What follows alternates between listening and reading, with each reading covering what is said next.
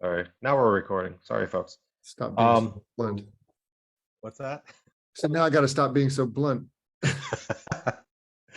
um, but yeah, I mean, like I'm actually going to be going through that exercise. I got one person on my team actually going through that exercise now, where we're trying to map our behaviors, which we do mostly these, but we do some OWASP SAM stuff as well.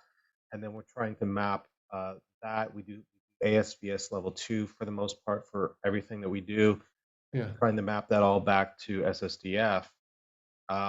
So my employer is quite literally doing it, and my team's the one doing it. But we can't share that out. Right, but you could probably like if you did turn the spec into a standard inside the Cyclone format, like maybe you could share that. Yeah. But some of the pieces might be reusable, and even some of the claims that you make, like, you know, you could say, you know, like as a generic thing, we believe we've met this requirement because we use I don't know, Secure Code Warrior or whatever you use to do training, and you know, just make it like an example rather than like you could use exactly your thing and just put at the top like Acme widget company. Right, exactly. I don't know. Yeah, that's probably what we'd have to do. So either redact or, you know, replace. But yeah, my team is actually going through that exercise now. And so maybe the first things that we do is actually, you know, again, this week I was going to reach out to the OWASP projects, the standards projects, both with the script as well as kind of provide them some information on what we're doing and why we're doing it, to get their buy-in, because we want them to actually be able to produce this through automation, their existing pipelines. And so by the end of this week, we should have some OWASP standards that already are using this format. And then we can simultaneously start putting all of SSDF in this format. And then maybe like next week, because at the end of this week, we should have like at least 2 or 3 of these standards kind of already codified. And then next week, we can actually maybe have an exercise where we actually start doing some of these attestations. That'd be awesome. I mean, I just went through the SSDF for our company, well, for our product, which is a little different view, but it's kind of similar. So I'd be happy to participate. Actually, we were looking at, you know, OMB 2218 is a little different than SSDF, right? It doesn't require exactly everything. It's like, you know, correct. Like 2 or 3 things that are missing, I think. Yeah, I don't know. I'm not sure how we model. I guess we just have another standard that's like it's SSDF almost. Or we can just assume that, you know, an intern wrote it. Yeah, that's probably a good thing. So I guess question there, Steve, is you're hearing from Jeff, you're hearing from me. I mean, we're happy to help support getting SSDF into the spec. Where would you envision that happening? Would you want to see that happening under the CycloneDX umbrella and ready repo with that, or do you want to have it under OWASP or totally separate? No. It would be in the CycloneDX repo. It would not be in the specification repo, although let me think about this for a bit.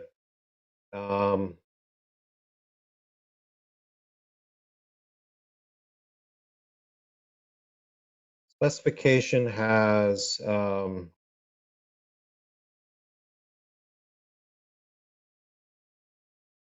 lot. The specification repo has, I don't know, 300-400 different test cases that actually test the specification itself. But then we also have a BOM examples repo. And I mean, we could put it in the BOM examples repo, maybe. That might be a good place to put it. So let me put the link to that in the but yeah, if somebody actually wants to take lead on doing the SSDF and actually codifying that, that would make my life a lot easier. Like I said, I'm going to be working on the OWASP project. So Jeff, I'm interested in that. I'm happy to help out. I'm happy to take lead. What are your thoughts? Yeah, I'm happy. It doesn't seem like it'll be a terrifically long, difficult thing to do. It's not that many requirements. Yeah, and I I have a agree. spreadsheet, so it should be just either a copy and paste exercise or just create a quick Python script or something to just do it. Yeah. Agreed. All right. Well, So, I'll sign up. I'm happy to take a stab at it. okay. So I put it in the chat window, but I'll also paste the link on in the Slack channel as well. Yep. That would probably be a really good place to put them.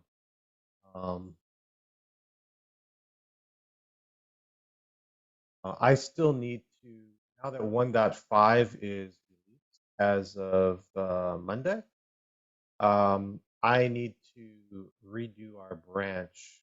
Right now, it's a fork of a 1.5 development branch that we're working off for the attestation stuff.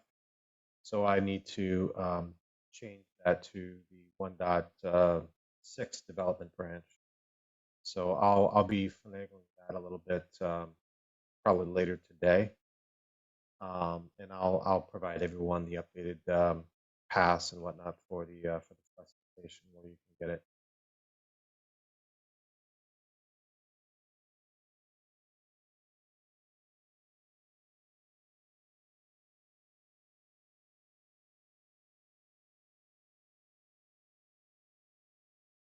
One of the things that the CycloneDX core team has kind of embarked on, it's been based on, I guess, 4 years of feedback from early adopters to current adopters, has been the need for guides.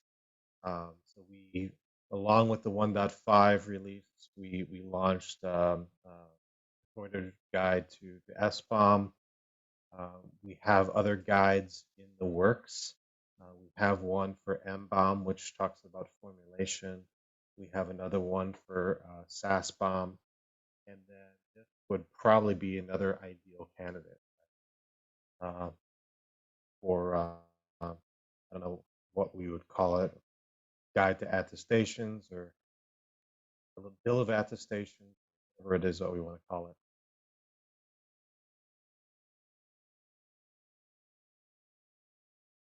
There will be a need to have some kind of guide that is similar to the one that we published for 1.5.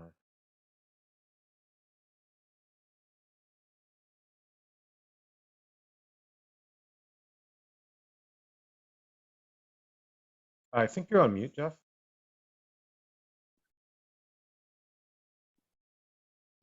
Yeah, I thought your audio was going in and out a little bit. I thought it might be me, but it might be you.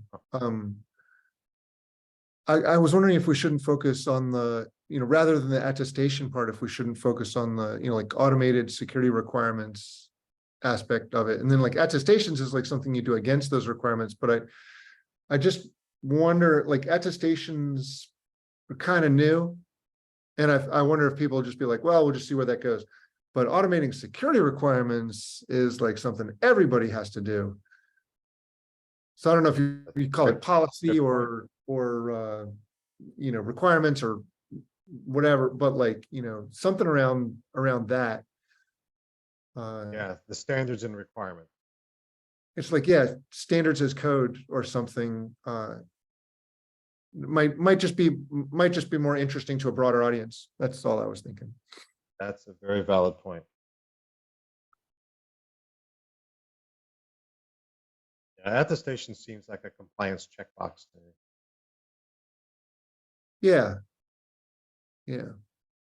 But I'm thinking that there's a lot more use cases that we didn't really flesh out. But like if you want to manage your security requirements, like having them all in machine readable format and being able to say how you met each one of them in a like a mergeable way, it just there's a lot of power in what we're trying to create here.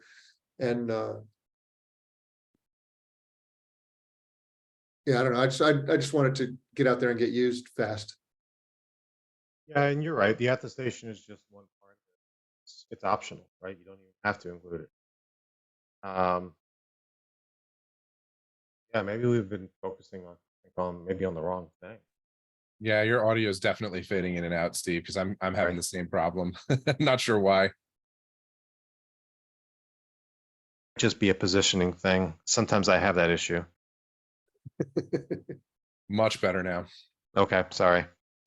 Yeah, maybe we've been focusing on the wrong thing, right? I mean, attestation is kind of what you do at the end, but it's all Right. this other stuff that needs to happen before you get to the end.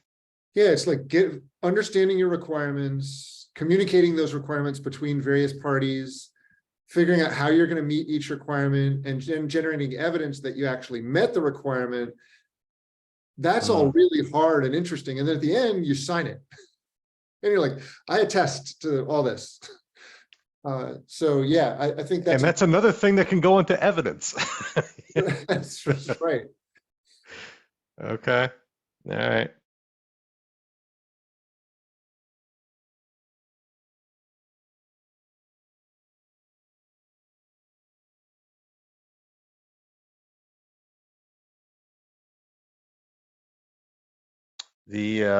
Okay. So Ian, you're gonna work on the SSDF stuff. Is that my understanding? Yep. And I'll add it to that examples. Okay. With Right. PR at some point. Very good. Let's see. I will, I need to let my dog out. I will work on like I said, getting the branch done off of 1.6 now, because now we're working on 1.6 development stuff.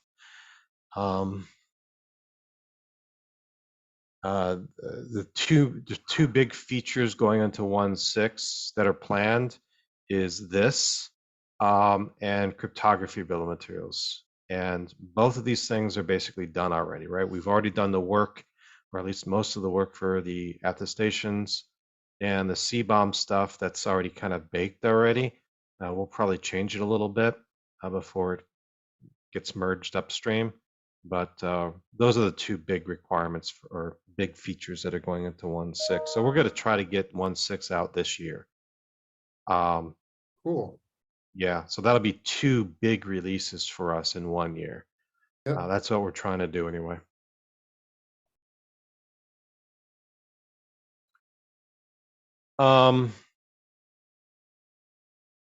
Is there anything that we need to discuss or we should discuss before we all go off and do our little work that we all need to do?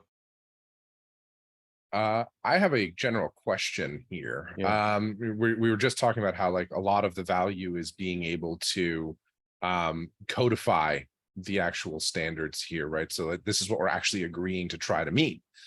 Have we talked at all about how to distribute that or how we might be distributing that? Is that something that we should consider here as part of this? Because at one point we had talked about, you know, the NIST might publish their standards out in this format, right? Should there be something like a well-known URL? Should there be a method to indicate where this is, a header type, something that somebody could point to a URL, automatically download it to ease referencing pain and burden, things like that. Like sort of taking it to the next level around the usability of this instead of just trying to codify the standard itself. And I'm not sure if we're even ready for that, but did want to throw it out there at least for a talking point. I definitely think that we should have something like that. We could, I mean, there's a few options, right? You could make it possible for organizations to publish their own standards at some URL. You could make a central repository of them. In fact, it could be like the bomb examples directory or something similar that's like official standards directory. And because it's not going to be huge, they're not going to be massive. amounts of these things. Or you could do something, well, I'm wondering if there's any middle ground there. I don't know. There may be another. But one of the use cases was also internal standards. So I don't think we can have it in one central GitHub repo. I do think we could keep most of them in there. You know, the external groups could contribute into that one repo. That's absolutely a great pattern. I think that would be easier for everyone to manage if we just said, like, this is the official place where you publish CycloneDX standards. So do we want then a dedicated repository for this? Instead of using bomb examples, we want to have Let's try it. standards. See if it catches on. I mean, if we can put stuff there easily and manage it, it might just be easier for everyone. Because otherwise, it's just gonna be hard to find them, right? Like, where's NIST gonna put theirs? Their websites are a disaster. True. So, No complaints from me. oops, blunt again.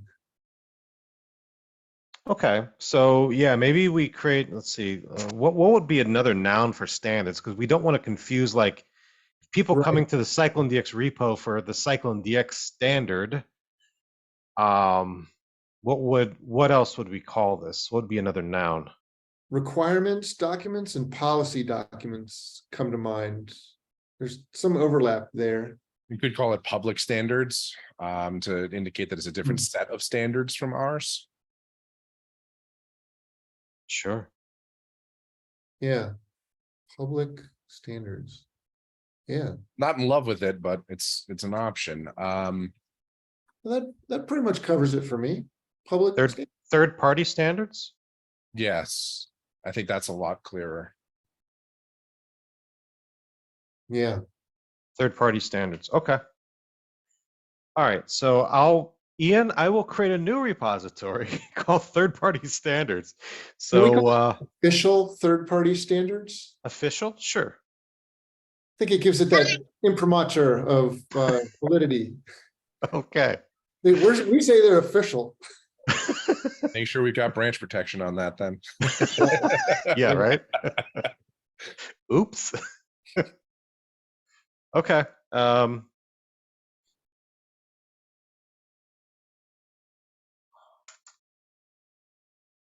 Let's see. New repository. Steve, I love when you do this. There's no action items. No, screw that. We're just doing it right now.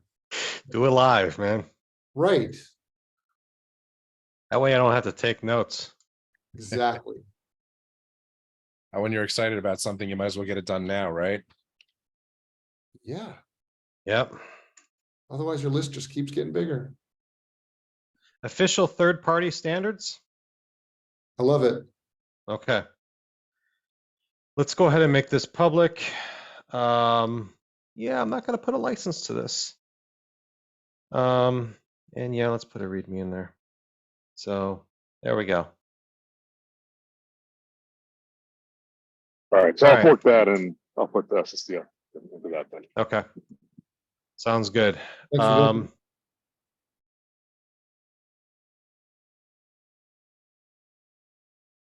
Yeah, I'm happy to help out with reviewing or any of the other things if you guys want. Just ping me up on the Slack if you'd like. Okay. All right. Yeah, that way we meet again next week, right? Is it next week, I think? Isn't that the 4th of July?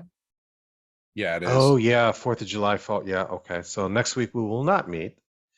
So that gives us 2 weeks then to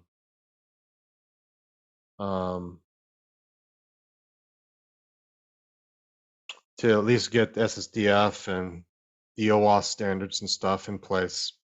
That way when we meet next time in 2 weeks time, we can actually start making some progress on actually using one of those official third-party standards as a basis for an attestation. So that's going to be exciting. And we can start with SSDF maybe, or I'll reach out to I know you're not, people have different opinions on some of the commercial Um, standards. But I'll reach out to some folks over at Synopsys too to see if they want to participate. I'll reach out to the OWASP SAM folks. I'm sure they'll be excited about it. And the ASVS, MSVS. Who else am I missing, Jeff? I'm on the PCI standards working group, and I think it would be a perfect candidate. They have two as part of their software security framework. There's the secure software process standard, and then they have the secure software framework. So it's two separate standards, but they'd both be really good. I think they'd model very easily into this. Okay. Is there anything that we need to do as a group to make that happen, or would that be work that they would take on, or should we take on that work, or? I think we should take it on. I'll do it. I guess I'll follow Derek's lead. Like, let's do SSDF first, and then I'll fork it and build on that. Okay. Sounds good. Sounds good. And I'll let them know that we're going to do that. I don't think we have to ask, but they have some weird rules around their standards. Mhm. So we might, now that I think about it, they might have some opinions about that, but we can talk to them about it. Do we have to worry about for the open source standards, we don't have to worry. For the SSDF, we don't have to worry because it's public domain. Right. But Any government standards, you should be good. Open source standards, you have to be good. But if it's a private standard like BSIM, Right. There's copyright issues, I'm sure. Yeah, so any kind of ISO standard, there's going to be copyright issues. Right. Synopsys, private companies, same issue. I don't know about PCI. I'm sure that it's protected. And I can so actually I can't just do it. I'll just talk to them about whether they're interested in participating, and they can still keep the copyright. Like we can, we can author it and just give it to them, and they can own it and put it on their site if they want. I'll just, if they want us to mirror it here, we can do that. Right. If they'll allow us to create it in the first place. That brings up a good point. Did we miss something? I think maybe we did. Well, if we're looking at a standard has a name, a description, a version, an owner. Copyright. Exactly. Yeah. I think we need to add that. Owner is technically the purpose of a copyright, right? Like, yeah, it's that. What else would owner be? Like, if you own the standard, you own the copyright to it. That's like the actual copyright statement, though, right? Yeah. It is. Well, Yes, it is the owner of it, but no, because either. I mean, there's really not a notice requirement at least in the US anymore under copyright law. So like, it's really just who owns the copyright. right. The only issue that I think we would run into is technically that we would be like republishing it, right? We'd be republishing their content because we would be using their statements, right? Their descriptions within the XML version of this, or within. Oh, there's no question. We can't just copy a standard and put it in our format. That is a copyright violation for sure. But if we have permission to do it, or we give them ownership of thing, then that's fine. Yeah, I was more thinking from an implementation perspective. If I am a company and I want to do it, it's fine if I put it inside this format. If I have this internally in my system, I'm not republishing it, right? I'm not claiming ownership as I republish it or anything like that. So for me to consume it or use it internally, it should be legal as long as I have whatever license to use the standard that I need anyway. Not really. No, because I mean, just think if it was a movie and your company bought one copy of a movie, it doesn't say you can just like republish it and use it internally as much as you want. Like, it's, you're making copies, so you're violating copyright. Sorry, this is getting a little in the weeds. I studied intellectual property law at Georgetown, so It's going to be important for this thing though. So it's yeah. like, that's exactly the use case that we're talking about, is being able to do that kind of thing internally. If we're not allowed to, Well, the thing is, the copyright owner can do it, yeah, and Mhm. we're enabling them to do it. Like, and if we do it for them, that's also fine. And we can work out with them how they want to publish it. Do they want to put it in our, third-party standards directory, or do they just want to publish it on their website? My suspicion is they'll probably want to publish it on their website. And they may not want to do it so early. They might want to wait until our spec gets a little more popular, but I think there's enough open source standards and government standards that we can get a long way down the road here, and we can drag them along later. yeah. And I'm Yeah, wondering that's if CISA or some of the others have some that are open as well. We'd have to take a look. There was one that I was looking at recently for getting access to Google's restricted APIs, and that one was supposed to be an open one as well. And that was a kind of a cloud focused one. There's a few that we could target there for sure. yeah. I mean, there's a CNCF standard. There's SCBS, SALSA, all the OWASP standards. NSA has a supply chain. It's not really a standard though. It's more of a guideline. Can we model it in our language? Maybe. Maybe. Okay. Yeah. So we'll punt on the commercial standards for the time being, I think. Because that would put, I think that would put the OWASP Foundation in a really peculiar type of situation if we did that first. Like I asked a question like the other day in the Leaders Channel, Jeff, where people ask me like not all the time, but maybe like once a week, hey, does Cyclone or dependency tracker, whatever, hey, do you think this meets this particular ISO standard? I'm like, I don't know. I don't have access to that ISO standard. They Right. can't share that ISO standard. So I can't help you, even though I want to. Oh, yeah.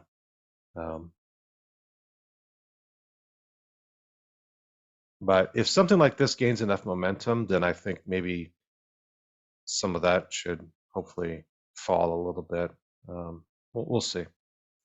But yeah, I can brief them about what we're doing for cryptography, CISA anyway. I'll brief them on what we're doing for cryptography bill of materials, as well as what we're doing here as well, because I think this work especially is going to be really important going forward. Okay. Cool. Derek brought up a good point about distribution, so I think that's still kind of an unanswered question, right? We've got the bomb repository server, but again, it's not a production thing. It's certainly not in wide use, and it's not something that is easy like a like a header or something like that we could. Quite So literally, we you just cut a release of GitHub. I mean, from GitHub, you could cut a release out there, and there's countless packaging tools and things that actually use Git as the distribution mechanism, or as a distribution mechanism. right. So we could absolutely just, do real semver, publish out versions from Yep. that repo, from that third-party repo. I'm all about real semver. So yeah, absolutely. But yeah, I think that's something we need to figure out, distribution.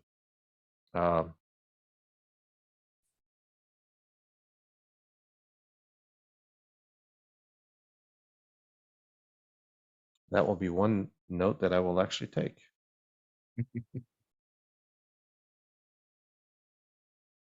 Yay, I'm noteworthy. Oh, if you only knew.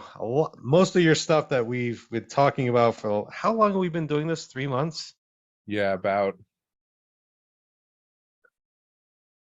I thought it was going to be pretty easy until You made me think about things that I never thought about before. I'm like, huh, yeah, that's right.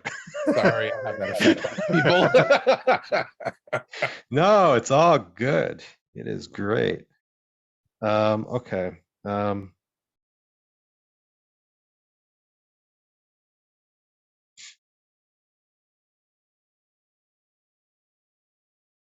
Okay.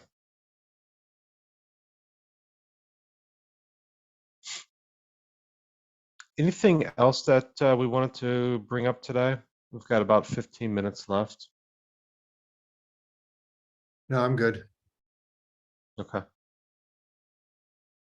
Yeah, me too. Ian, get back to the beach, man. I know, right? My kid's having fun playing in the sand, and here I am talking to you. Yeah, exactly. What are you doing? What beach you at, Ian? I'm in South Lake right now, South Lake Tahoe.